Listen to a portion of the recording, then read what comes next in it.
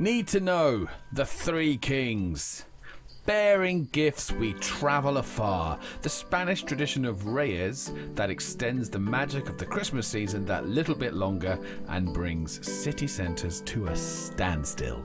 Merry New Year! I know this one. This is a film with George Clooney, right? No.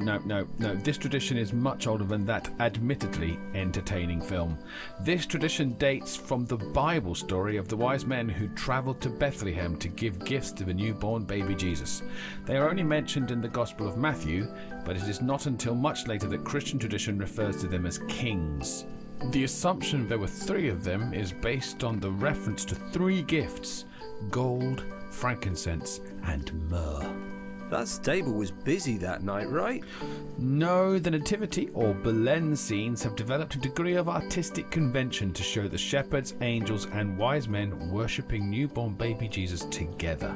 Well, that's like visiting ours at any maternity ward. Well, the wise men visited Jesus at an unspecified later date at a house, and in the reference, only Mary is mentioned as being present. Joseph was probably out working. Not sure paternity leave was an option back then. It could have been much later than the approximately 2 weeks used by Christian tradition today. It could, in fact, have been up to 2 years later, considering Herod's order to kill male children up to 2 years old. Whoa. Back up. An order to kill infants. Yeah, the story is that Herod was made aware of the coming of Jesus by the wise men, and he saw this prophecy as a threat to his power. He asked the wise men to tell him where Jesus was after they had found him, so he too could adore him. They were then warned in a dream not to return to Herod, and took a different route home. This all ties into Mary and Joseph fleeing to Egypt to avoid the murder of Jesus. This has led to many modern-day references to Jesus being a refugee, and there are some texts that talk of Jesus travelling much further afield than Egypt, even reaching Britain. But there are two theories that Jesus first visited England with Joseph of Arimathea. Trade routes were much better established than we are led to believe. Spending time in the West Country, around Glastonbury, learning the ways and teachings of the Druids.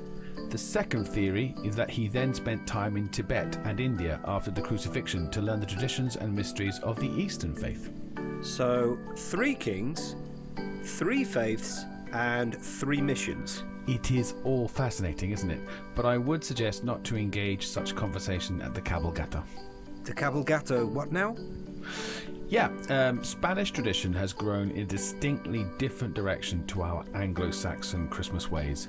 Although Christmas gift-giving has been adapted on Christmas Day or Christmas Eve, and Father Christmas has been accepted, the Spanish embraced the 3 kings, Reyes Magos, the magic kings, as the gift-giving opportunity. The cabalgata, literally cavalcade, is the parade that takes place on the eve of Epiphany, January the 6th, in every Spanish city or town. The cabalgata in Alcoy, Alicante, claims to be the oldest in the world, dating back to 1886.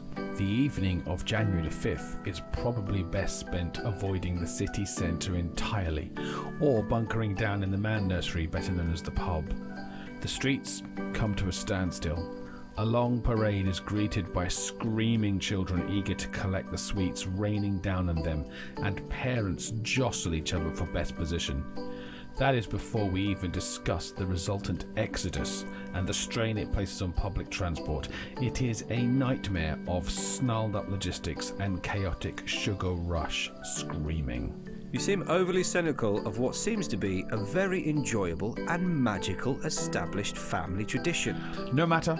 All in all, it is then just a Father's Christmas template. Spanish children leave their slippers out when they go to bed, alongside a drink of milk and some biscuits for the 3 kings, not forgetting a carrot for the reindeer, I mean camels, who visit on their magic camels and leave gifts for the children. Doesn't sound too much like cultural appropriation at all. Careful now. What happens next? Well, the usual. All round Grandma's house for prawns and boiled cow testicles.